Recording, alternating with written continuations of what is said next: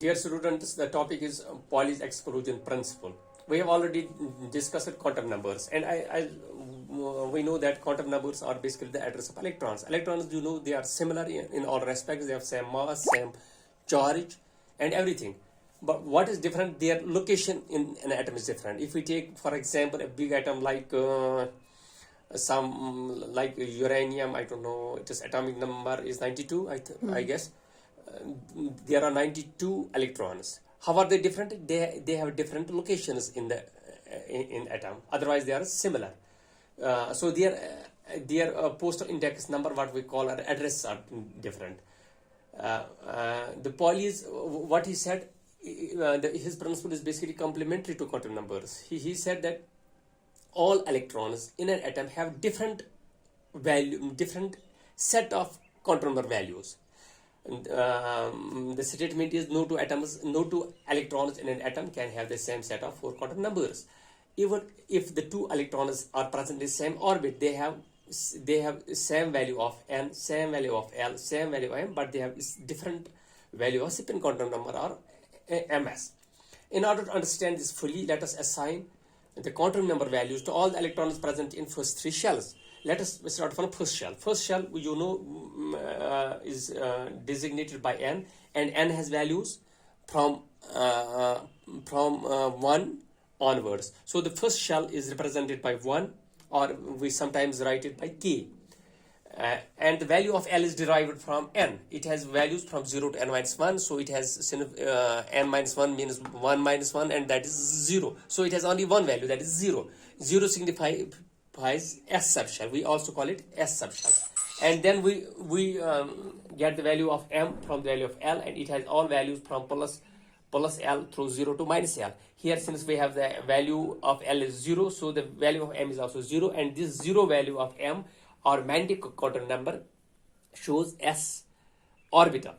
And then we have this spin quantum number. We have 2 electrons in this orbital, S orbital, and one is plus half, and another, the value of spin quantum number is minus half. So these 2 electrons present in first shell and this S subshell and S orbital have different spin quantum numbers, and these n, l, and m are same. Then let us move to the second shell. Second shell is represented by 2, and we sometimes write it by L, and it has the value of L is derived from 2. It is from 0 to n minus 1, so it has 2 values, 0 and 1. Okay, the 0, when it is 0, it has m value 0, and we have plus half and minus half.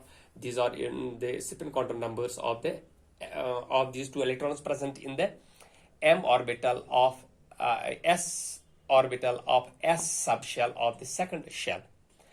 When we go to the this is second shell, and this is 0 and 1 L value.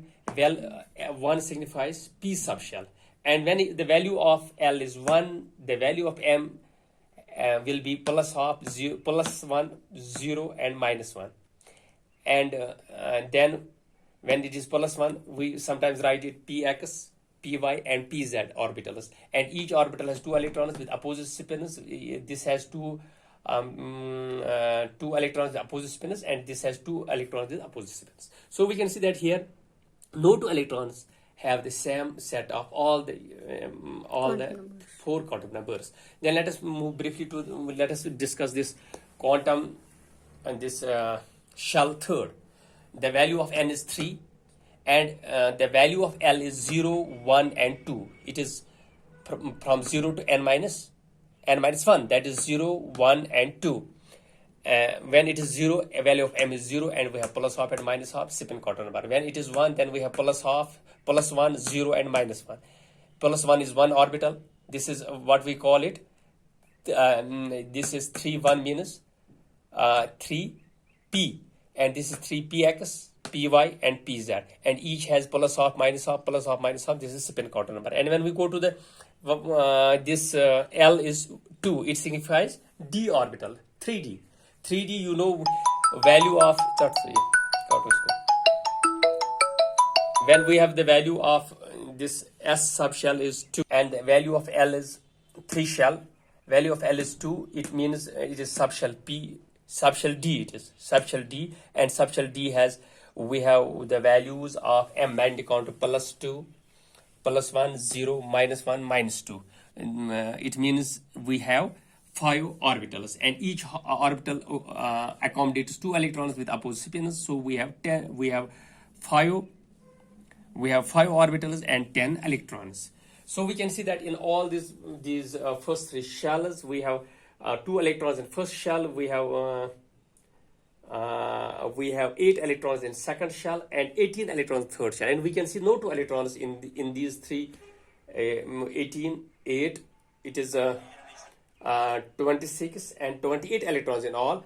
No 2 electrons here we can see, which have the same set, which have all the 4 these quantum number values similar or same.